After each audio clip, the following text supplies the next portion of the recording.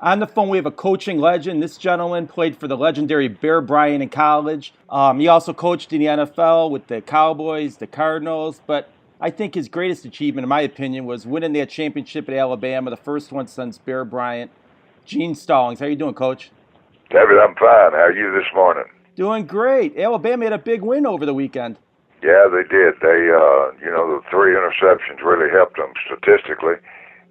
Mississippi State won the battles, but Alabama won the game, and it was a big win for them, being obviously playing Mississippi State, who at that time was the number 1 team in the country. I see that you grew up or were born in Paris, Texas. Did you always want to play for A&M, or did you want to play for Texas? Because I would assume back then everybody wanted to play for Texas. No, I was just hoping to get a scholarship, really. I had no allegiance really to A&M, or the place that really wanted me the most was TCU and Baylor. But I ended up going to Texas A&M, and I'm extremely pleased that I did. Really reshaped my career. So, in high school, you played for Raymond Berry's father?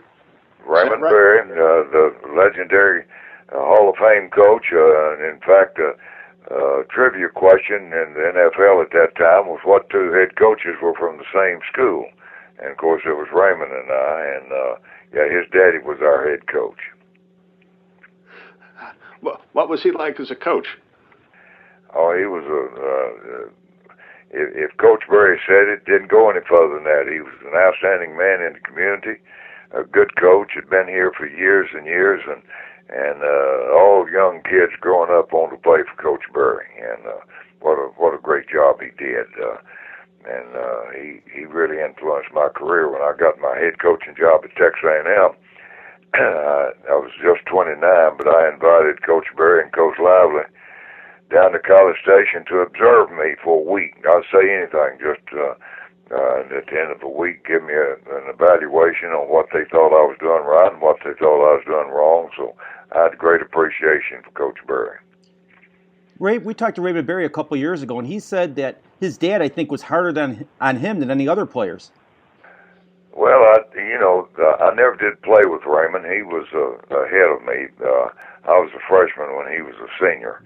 And back when I was playing, they had all kinds of teams. They had B teams and super nubs and hot shots, and so we all had different schedules. But when Raymond was a senior, I was a freshman. When Texas A&M came to recruit you, was Bear Bryant involved?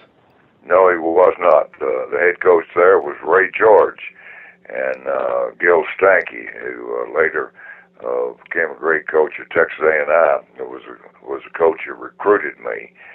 There were some A&M people in the area that thought I should go to A&M, and they contacted them, and that's really the way that I ended up at A&M. It was a military school, no co-eds at all, only about 4,500 students, and it has really grown since then. But at that time, Ray George was a coach. They fired him at the end of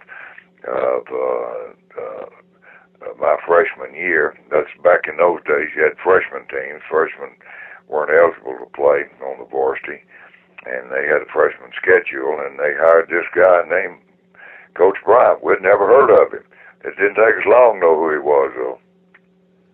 What was it like that first training camp with Bear Bryant? Well, you're not talking about Junction, I don't imagine. You're talking about the first spring practice. Right. First spring practice, it was okay. It was just a typical transition coach, demanding a lot, wanting to see who wanted to play. Several players left. It was my first experience on being on the varsity. I was just a freshman at the time, so I didn't know any difference one way or the other. I just thought that was the way you practiced. And what was it like being one of the Junction Boys? Well, now, one of the famous quotes was made by me. It said that we went out in 2 buses and came back in 1. It was half full. We were there about 10 days, And what made Junction so bad was the facilities were terrible.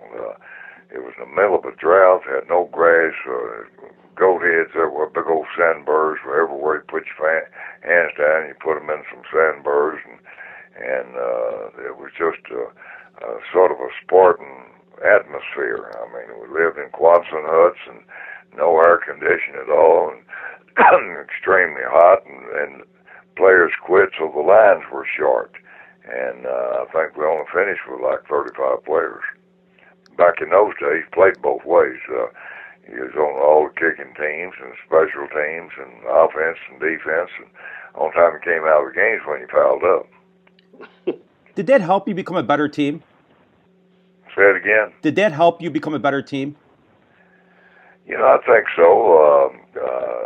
He sort of got the core of the team that really wanted to play. And then I remember we were going to play Baylor.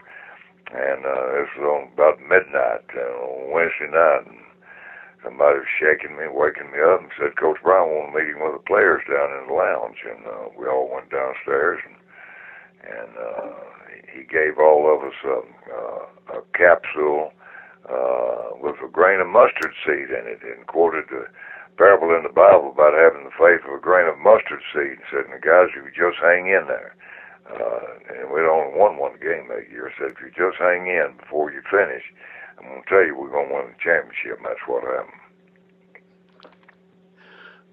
Were there ever moments where you thought, this coach is nuts?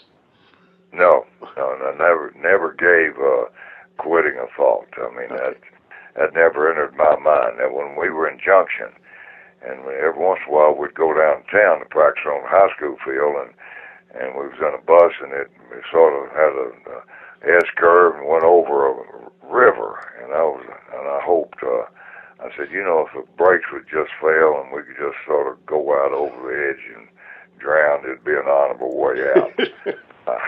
Never did happen, but I kept hoping that it might. But as far as everything about quitting, I never did that.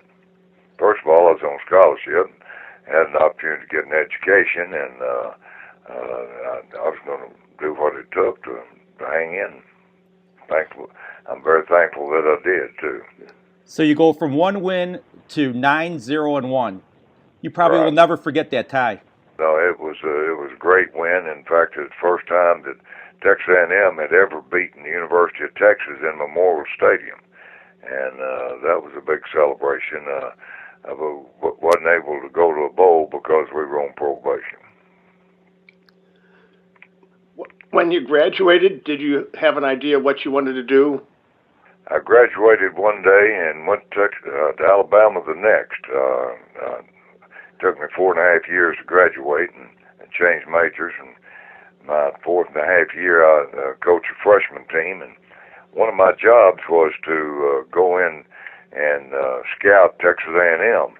And I would go in Coach Bryant's office on a Monday morning and tell him what A&M was doing. And he had a way of intimidating you. Now, that's back before you had all the videos, and you had to write down what you saw and so forth and so on. And when the scouting was a little different than it is now. And I helped coach his freshmen, and so he called me in his office, and he said, Beaves, I'm going to go to Alabama, and I'm going to offer you a job on my staff. But if I hear that I've offered it before I'm ready to announce it, you don't have it. So I won't tell everybody, but I couldn't tell a soul. And so anyway, made a little over $4,000 a year, and I thought I had the best job in Alabama. Did you ever think, you know what, maybe I should turn down Coach Bryant and stay here in Texas? No, first of all, it thrilled me that I had a job, and I wanted to go into coaching. My major was physical education, and I wanted to coach, but the furthest thing in my mind was being on Coach Bryant's staff. And if he had stayed at A&M, I don't think he'd have hired me. But when he went to Alabama, he wanted some young coaches that had played for him, and so he offered me a job. So, that turned out extremely well for me. Yeah, I mean, Alabama wins the national championship in '61 and again in '64. Right. What? I was part of both those staffs, and then went on to Texas A&M in '64. Was it difficult to leave Alabama? No, it certainly wasn't. I mean, that's what you want is a head coaching job, and I loved working for Coach Brown. My job was as defensive coordinator and I was assistant head coach, but when the opportunity came for me to get a head job at A&M, I was all for it. Probably a little young, to tell you the truth. It was back during the Vietnam War, and A&M was a military school, and a lot of people just didn't want to be committed to the military. So recruiting was sort of hard. Plus, I never had an easy preseason game. I know one year my 3 preseason games was LSU and Baton Rouge, Ohio State and Columbus, and University of Michigan and Ann Arbor. That was my 3 preseason games. I was at A&M 7 years, had 1 easy preseason game. Now everybody has 3 easy preseason games. So a win-loss record and a win-loss record is not the same. You could tell that the football coach wasn't making up the schedule, that the athletic director was. As athletic director, we need that money. That's right. You know, he goes to those stadiums that hold, 100,000 people or close to it, and you come home with a nice paycheck from the host university. But Yeah, and then keep the other programs afloat. But anyway, that's the schedule that I inherited, and I was pleased to have a good schedule. Really, back in those days, the only thing counted was winning a championship. Now they win 6, they go to a bowl, and back in those days, you had to win something to go to a bowl. Yeah. Howard Schnellenberger told us that when Coach Bryant found out that Joe Namath wasn't going to Maryland, he sent him to go recruit Namath, and he said when Namath came down to Alabama that he was the only player that Coach Bryant ever let up in his tower. Is that true? I think that's true. I remember seeing him up there, and it amazed me. I was an assistant coach down on the field, and Howard is right. I mean, he was going to go to Maryland, and then I think that Howard had a brother that knew somebody in any way. He was involved in recruiting Joe Namath, and what a great job he did, and Joe really started to turn that program around. Yeah, he was up on the tower, and he's the only one I've ever seen. He went up there except Coach Bryant. Did Coach Bryant ever smile? He always looked on the sidelines. His demeanor looked pretty serious. Pretty gruff, yeah. He smiled every once in a while when we got ahead and the game about over. You might catch him with a smile, but he was very intense. Coach Landry was the same way. They said he has a stony look, but these coaches that are involved in the game and looking at the point of attack, they don't have time to be a cheerleader. You can't run up and down the hoop and holler and be a cheerleader and watch what's happening on the field. And Coach Bryant knew what was happening on the field. Coach Landry did also. When you got offered the job at Texas A&M, how did you feel? You just can't believe how excited I was. I flew over in they sent a private plane to get me, and so I went up the pilot and I said, I'm embarrassed to say it, but we got to land. I got to go to the bathroom. I said, well, go back there and use one on the plane. I didn't know they had a bathroom on the plane, so that's how naive I was. But I was extremely excited to get the job. What was 1967 like when Texas A&M won the Southwest Conference? We started off losing the first 4 and played well, and we just didn't win the game. Then we won 7 in a row and had the opportunity to play Alabama in the Cotton Bowl, and Phil Scoville was the chairman of the Cotton Bowl Association, and I didn't have anything to do with who were going to play other than I wanted my players to be exposed to Coach Bryant a little bit. They had heard me talk about Coach Bryant. So back in those days, when you went to a bowl, both teams did things together. And the coaches would get up and say a few words, and I wanted to be exposed to Coach Bryant. So it was a great week, and a week I'll remember the rest of my life, really. What was it like going up against Coach Bryant? Well, I didn't really consider myself going up against Coach Bryant. It was Texas A&M playing Alabama. And football games are won by football players making plays. They're not won by coaches.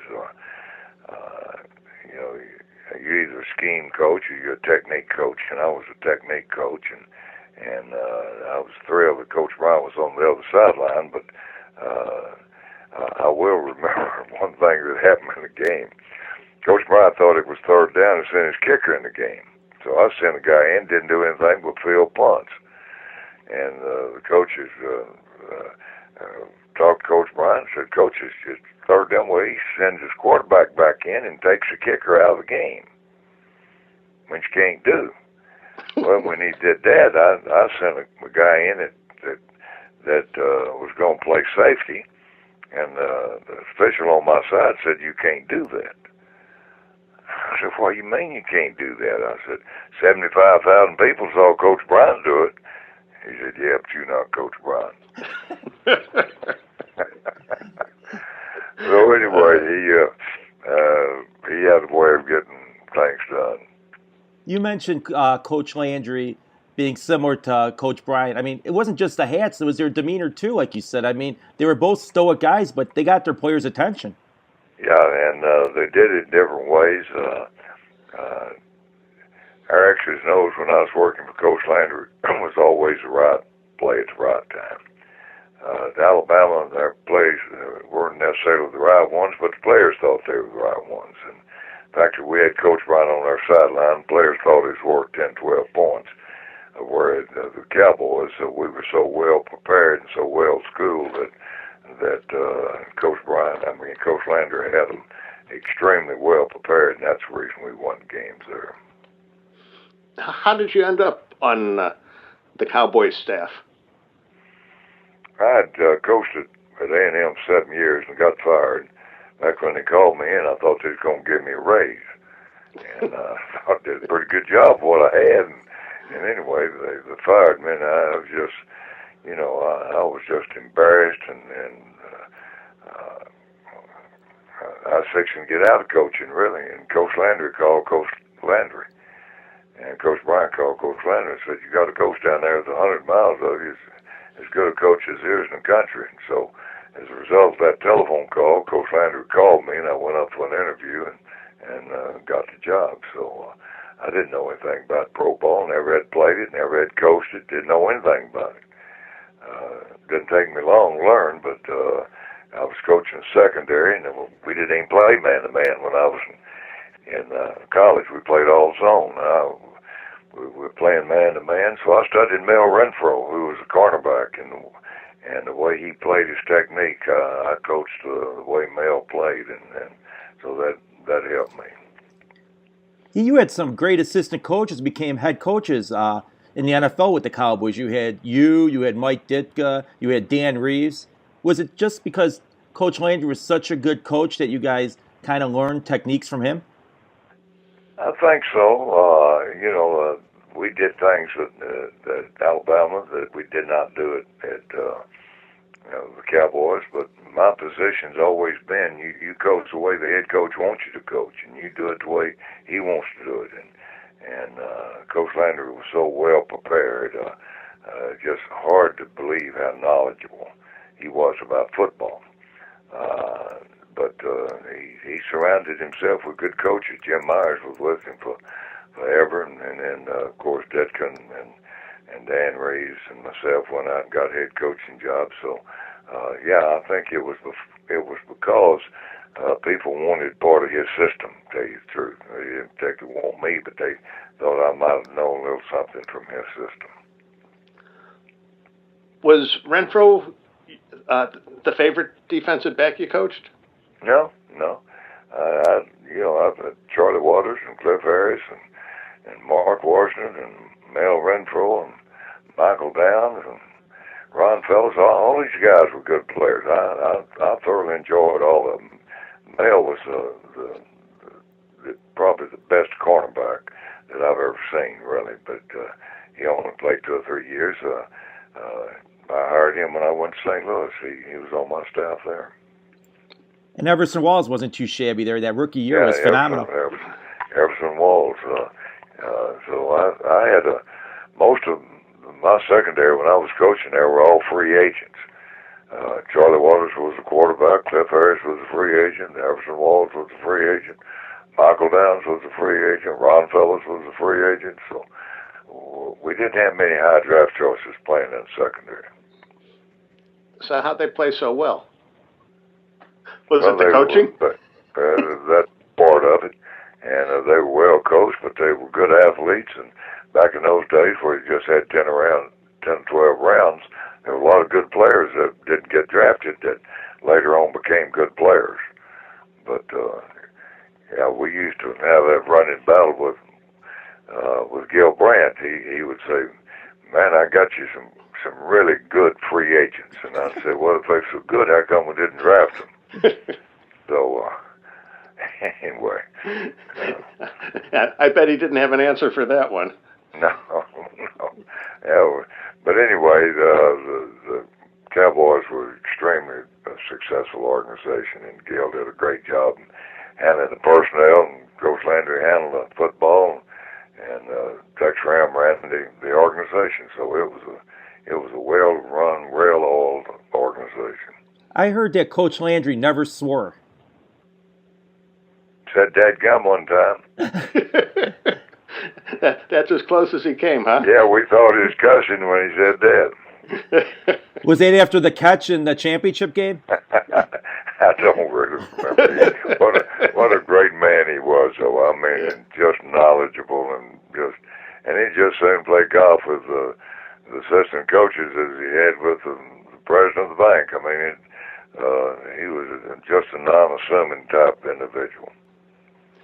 When the St. Louis Cardinals came a-calling, did you hesitate at all, or did you say, "This is what I've been waiting for"? I probably should have, but I didn't. It was an opportunity to have a head coach in the NFL, and back in those days, it wasn't a whole lot of teams, and I was excited that I had an opportunity to coach. But Mr. Bidwell, my job was to please him, wasn't his job to please me, and I just couldn't do it. Tried, but I couldn't do it. I mean, you go from one of the best organizations in football at the time to probably one of the worst run in the Cardinals.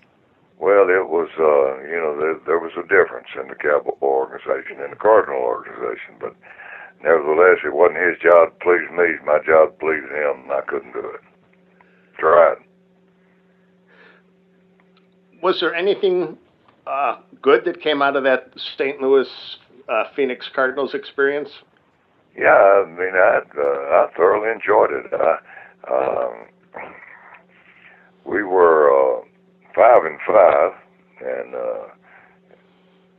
had about 10, 12 players on injured reserve, and still were competing and playing well. And the media kept asking when they were going to renew my contract, and Mr. Bidwell said he won't see me coach one more game. I've been with him 4 years, and so it was obvious to me that he wanted somebody else to be his coach. So I called a press conference the next day and said, "Now, when the season is over, I'm no longer a candidate for this job. This will give them plenty of time to get who they want. All I want to do is get the Cardinals into the playoff." Anyway, they fired me the next day, and the Cardinals lost 6 in a row, and then as a result of that, us fixing to take the Navy job and see where the coach at Alabama had resigned, and Bill Curry, and so I got in touch with some people there, and Hootie Ingram, the athletic director, offered me the job, and the rest is history. Now, I'd never gone to Alabama if they would have extended my contract. So things have a way of working out. Yeah. Was there a lot of pressure on you to win at Alabama? Say it again? Was there a lot of pressure for you to win at Alabama? Well, I started off 0-3. I don't recommend that. But anyway, we go up and play Tennessee, and they were the #1 team in the country, and we wasn't even ranked, and we beat them 9-6, 6-3. I can't really remember, and that sort of kick-started my career. And then we went 30 in one stretch. We went 31 games without losing. So I didn't, we won the national championship, obviously, and there was no pressure on me after that.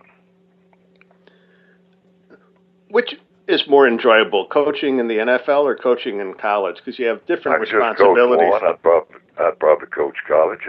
The college age players probably needs a little bit more help, and not only on X's and O's, but just needs a little guidance. And where the pro is pretty well settled, and it's just all football. Because, I mean, it was very difficult for the coaches who succeeded Bear Bryant because, I mean, there was so much pressure on him. How did you do it when other coaches failed before you? Well, first of all, I didn't compete with Coach Bryant. I told more Coach Bryant stories than anybody, and it just, I could coach my own personality, and we just won some games. So I didn't ever want my record to be compared to Coach Bryant's record. I wasn't interested in that. I was just interested in trying to win a few games. Well, if anybody wanted their record to be compared to Coach Bryant's, it sounds like a losing proposition after all the success that he had had. Well, yeah, I used to say people in the state of Alabama love Coach Bryant. They just tolerated the rest of us. Did you find that there were times where they didn't tolerate you? No, not really. We went to bowl games every year except one. One year we were on probation, and anyway, it was a good experience, and I thoroughly enjoyed it. And rank has its privilege, and I wasn't on the same page with the new president, new athletic director, so I just decided to retire. And if you can't really respect the people that you're working for, you need to step aside, and that's what I did. In that championship, we won 70 games in 7 years, and so that's about all I could do. I remember that championship game against Miami when Teague stripped the ball away from that Miami receiver there, and I just loved it so much because Miami was so cocky going into that game. Well, if you can play defense and you can run the football, you're going to win most of the games, and we led the nation in defense. In fact, that defense was ranked the best defense that's ever been in college football, and we could run the football, so I couldn't understand why people picked us as underdog myself. I said, I think we're the best football team, and it turned out that way. What was that game like, being on the sidelines, seeing your team? Well, we were well prepared and played well and played hard. The thing I remember about the game, Derek Classic ran the ball down the 1 foot line and sort of spun the football and penalized us 15 yards, and he just sort of twisted it, and that really irritated me. I wasn't the official's favorite person anyway on the sideline, and there's a big difference in 3 points and 7 points when you're playing for the national championship. Anyway, we ended up winning the game pretty easily. Was that the best team you ever coached? Yeah, I'm sure it was. I've had some good teams. Maybe the record wasn't quite as good, but that was probably the best team I've ever coached. After that success, did you say to yourself, I'm going to be here another, 10, 20 years? No. My little boy had Down syndrome, and they just spent a little time with him. As I said a little earlier, I wasn't on the same page with the athletic director and the head coach. The president. And rank has its privilege, and I know one thing about coaching in college: the athletic director, the head coach, and the president's got to be on the same page. And we just weren't, and so I decided to retire. That's what I did. Did you ever think to yourself, maybe I want to get back into coaching after you retired? Well, not really. I had an opportunity to go to a couple of places, but I lived on a ranch and bought a ranch, and when I was coaching at A&M, it took 40 years to get it paid for, but I just decided that I had enough Saturdays and Sundays. Now you could pay for it in 1 year with the amount they pay these coaches. Yeah. I never had an agent. I never knew what I made till I got my first check. I coached because of the love of the job that I wanted, not the money. So I just didn't make big money. They didn't care. I coached because of the job I wanted. You touched upon having a son with Down syndrome. Most people, I think, look at coaches and think they're just coaches and fail to realize they're human beings. Yeah, What are the challenges of being a father and a husband as well as being a coach? Well, it's a tremendous challenge. I mean, you got to have an understanding wife because you're gone a lot and you're in demand a lot, and things sort of circulate around you. They've circulated around me long enough. That's one of the reasons I retired. I felt like things ought to circulate around somebody else, and I want to spend a little bit more time with Johnny, and that's what I did. Is it hard when you see athletes with all that talent and physical ability not get the most of it? When you see your son? Yeah, sure. They had a hard time with me. If a kid was blessed with ability and talent, he didn't lay it on the line. He had a hard time with me. The guy didn't have much talent. Hey, he could play for me from now on. Do you ever wonder why that message doesn't get across to some of the players and it resonates with others? No, I really don't.